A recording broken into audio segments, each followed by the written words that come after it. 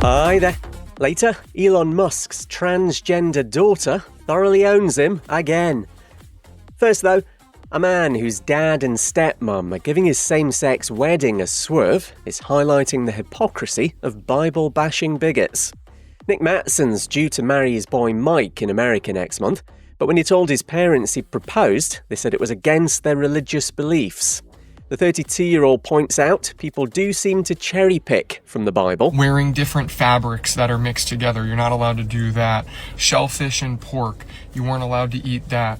But then when it comes to gay marriage, it's like, oh, we can forget about all the other things that were written, but we still have to follow this. Dad's now saying he might deign to attend the party, but not the ceremony. Very big of him. New cases of HIV in the Philippines have shot up 500% among younger men. 57 a day are being reported, mainly in males aged 15 to 25. Authorities want to declare a national public health emergency. They've not said what's behind the increase. American LGBTQ+ legal aid organisation Lambda Legal has raised $285 million to fund its work. They've been advocating for queer rights since 1973, winning cases on the likes of marriage equality, healthcare discrimination, and expressions of gender identity. The money actually exceeds their original target by $105 million. And Elon Musk's transgender daughter's absolutely lapping up her dad's fallout with the convicted felon and sexual abuser who runs America. Vivian Wilson's estranged from the world's worst advert for plastic surgery because he's publicly vile about her being trans. She's made a video of herself laughing with the caption, "I love being proven right," and posted separately, "Such beauty in life."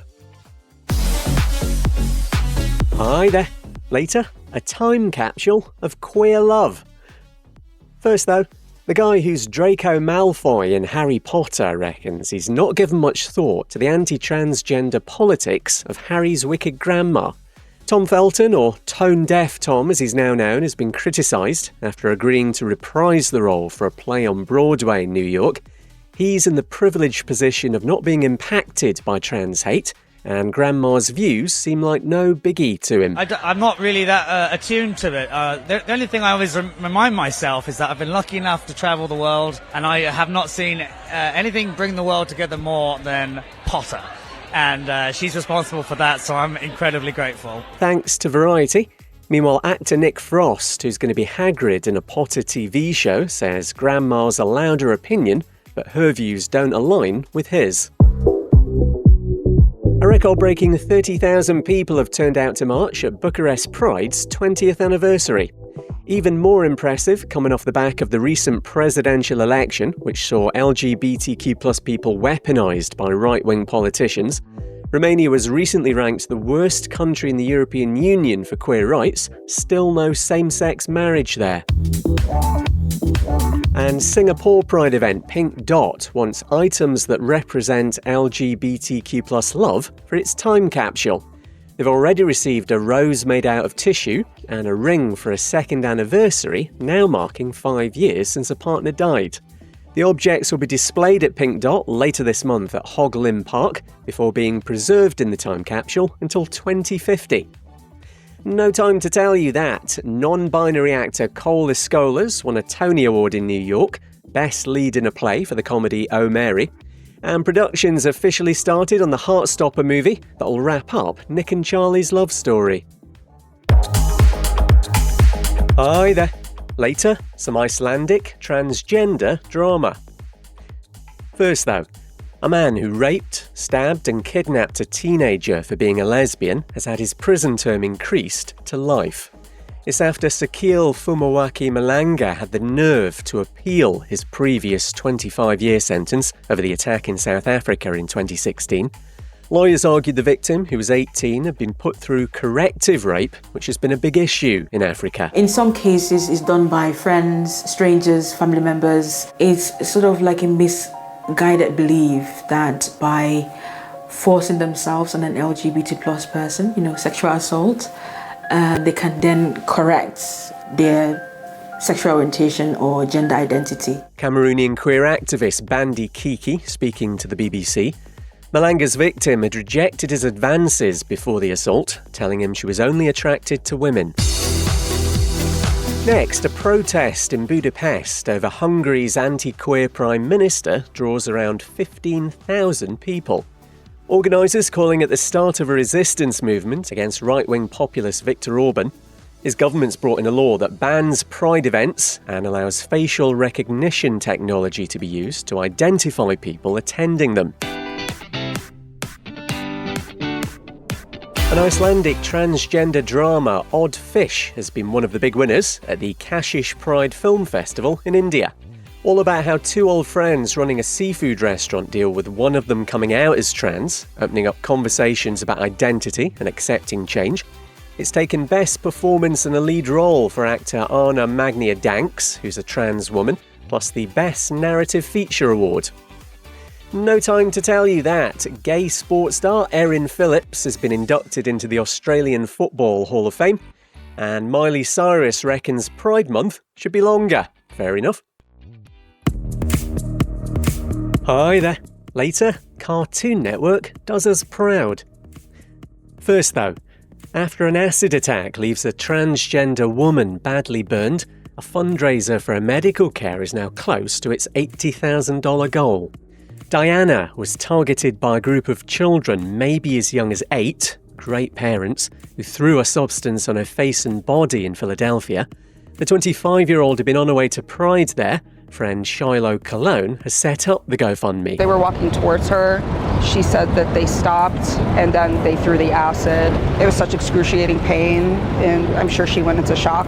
We really strongly believe that this was a hate crime. Thanks to 6ABC, Diana's going to have to spend a month in a burns unit, $73,000 raised up to now to cover the multiple surgeries and skin grafts she'll need. There's a link in our show notes. It's exactly 9 years since the Pulse nightclub shooting in Florida.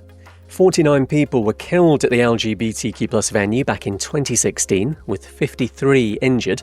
Survivors and victims' families are visiting the site this week before it's demolished to make way for a permanent memorial.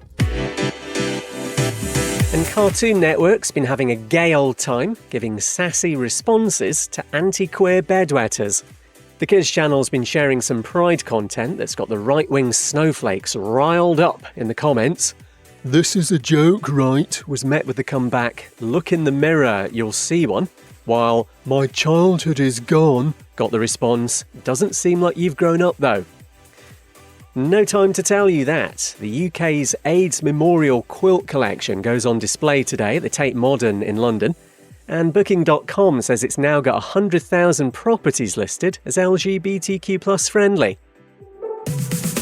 Hi there, it's a Pride Daily special today and some more queer pioneers. Later, the inventor of International Non-Binary Day. We'll start though with the first out transgender Muslim drag queen in the UK.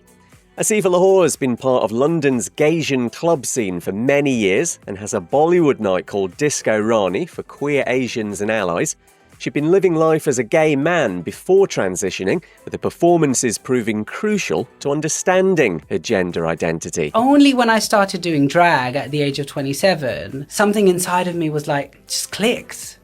And whenever I'd take off the clothes at the end of performances, a small part of me would die every night. Thanks to the snappily titled Avoiding My Anxiously Attached Boyfriend podcast, Asifa, who's British Pakistani, is also an activist on gender identity, race and disability. She suffers from a rare eye disease that causes progressive sight loss. Next, the creator of International Non-Binary Day is Katie Van Loon.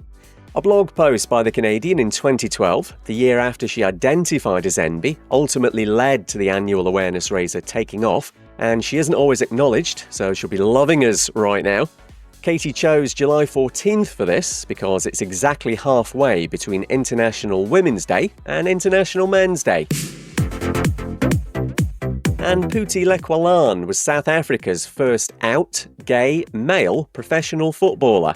The ex-goalkeeper believes it held him back in his career because of discrimination, but this has spurred him on to set up an LGBTQ+ advocacy organisation. Aims to empower queer people in their sporting and social skills. Puti's also a driving force behind the Africa Pride Games, celebrating inclusive sport, and is also known as Puti Minaj. Get in touch on our socials, we're at Pride Daily Pod. I'm Kev McGrath, all back to normal with your top LGBTQ+ news next week.